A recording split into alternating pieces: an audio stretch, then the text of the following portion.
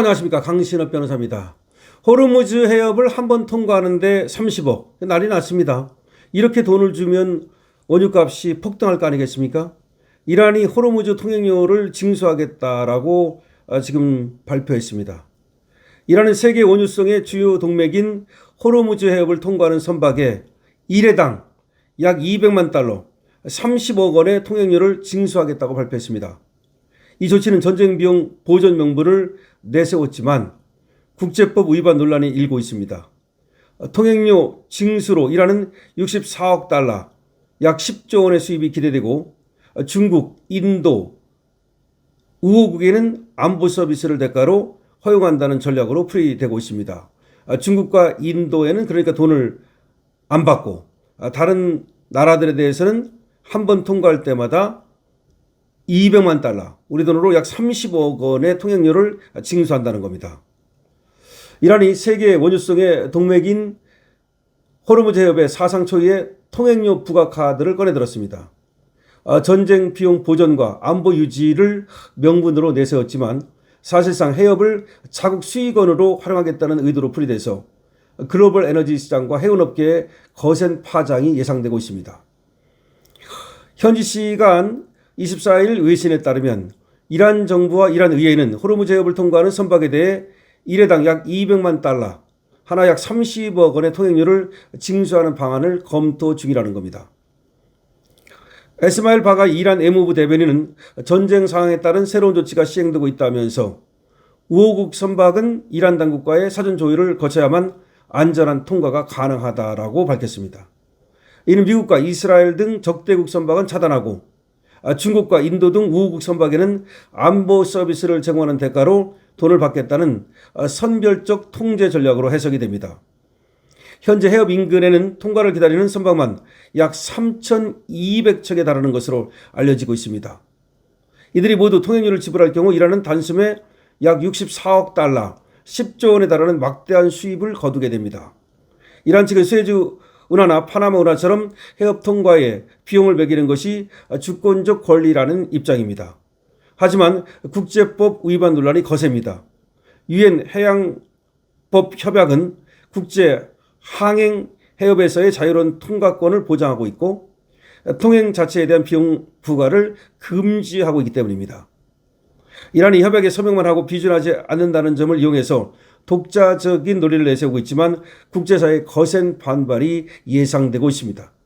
자, 어쨌든 간에 말이죠. 이란은 이렇게 통행료 카드를 꺼내들고 있는데 우리는 속수무책입니다. 지금 이란은 일본하고는 말이죠. 지금 호르무즈 해협에 있는 일본 배를 통과시키는데 합의했다고 하는데 우리는 전혀 지금 깜깜무소식입니다. 이거 어떻게 해야 되는지 모르겠습니다. 정말로 이런 식으로 계속한다면 우리만 일본에 비해서도 그렇고 피해를 보는 것은 아니냐라는 말이 나오고 있습니다. 지금 계속해서 말이죠. 안에서만 안방 호랑이처럼 무슨 또 석유 최고 가격제를 또 한다고 그러고 또 전쟁 추경을 또 25조를 편성한다고 그러고 계속해서 지금 외교를 통한 해결보다는 안에서 돈을 풀어서 해결한다든지 내지는 가격을 통제한다든지 이런 식으로만 지금 해결 방안을 찾고 있어서 이재명 정부가 방향을 잘못 잡고 있다는 얘기도 나오고 있습니다. 트럼프는 말이죠. 핵무기를 가진 암적 존재 이란을 제거했다. 에너지 가격 상승은 내가 알 바 아니다. 또 이런 얘기를 하고 있거든요.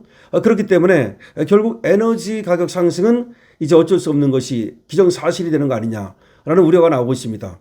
환율은 다시 1,500원을 돌파해서 1,506.40원을 기록하고 있고요.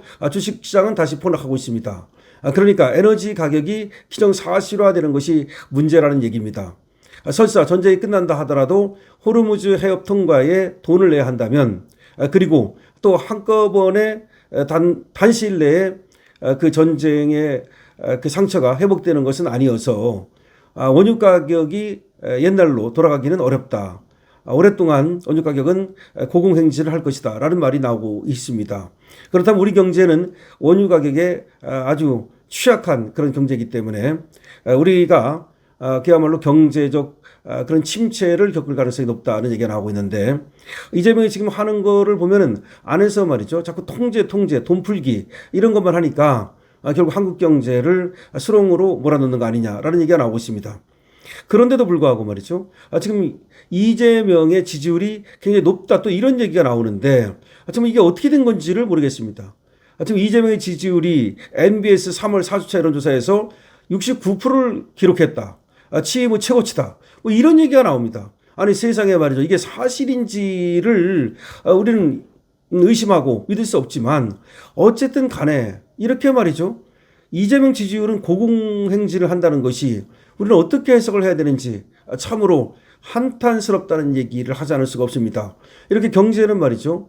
개발 죽을 쓰고 있고 외교도 죽을 쓰고 있고 또 여러 가지 악법을 만들어서 민주당이 말이죠. 국민을 탄압하고 있는데도 불구하고 이재명의 지지율은 이렇게 올라가고 있다고 하니 이거 어떻게 해석을 해야 되는 것인지 도저히 이해할 수 없다는 얘기가 나옵니다. 위기 때 돈 푸는 걸 계속하는 이재명 정부 도대체가 말이죠. 돈만 계속 풀어서 어떻게 하겠다는 건지 모르겠습니다. 차라리 유류세를 전액 면제하든지 그렇게 해서라도 오히려 물가를 낮추는 것이 필요한 것이 아니겠습니까? 자, 이재명 정부가 뭘 잘한다고 지지율이 높게 나오는지를 지금 알 수가 없다.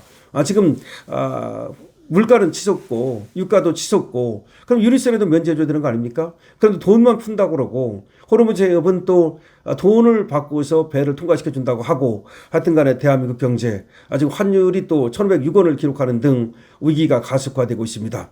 여러분들께서는 말이죠. 스마트한 경제생활 하시기 바랍니다. 특히 강신업 TV의 구독자 여러분께서는 아주 소중한 여러분들 대한민국을 지키는 일꾼들이니까 여러분들께서 이렇게 정말 혼란스러울 때 스마트한 경제생활 하시기 바라고요.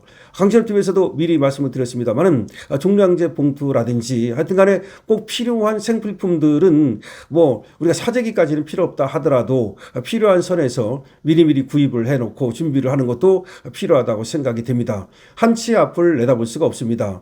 지금 트럼프는 일방적으로 휴전을 한다는 얘기를 하고 있습니다만 사실 그렇게 또 쉽게 되는 것인지 이란에서는 또 다른 얘기를 하기 때문에 이 전쟁이 장기화되는 것은 아닌지 그리고 경제 장기화로 인한 그 피해는 우리 국민들이 고스란히 보는 것은 아닌지 그런 생각이 듭니다.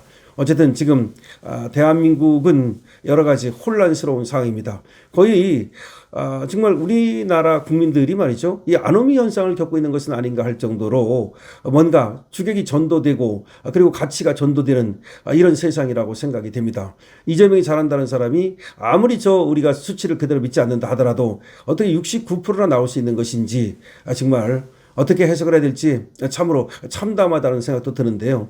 어쨌든 간에 이란은 지금 또 호르무즈해협에 배 통과할 때마다 돈을 받겠다고 하니까 그로 인해서 유가가 다시 또 치솟고 그로 인해서 물가가 치솟고 환율이 치솟고 그런 다음에 주가는 내려가고 국민들의 삶은 피폐해지는 것은 아닌가 걱정이 됩니다. 여러분들 어떻게 생각하십니까? 여러분들께서도 많은 댓글 적어주시고요. 강신업TV에는 좋아요와 구독으로 응원 주시기 바랍니다. 강신업TV입니다.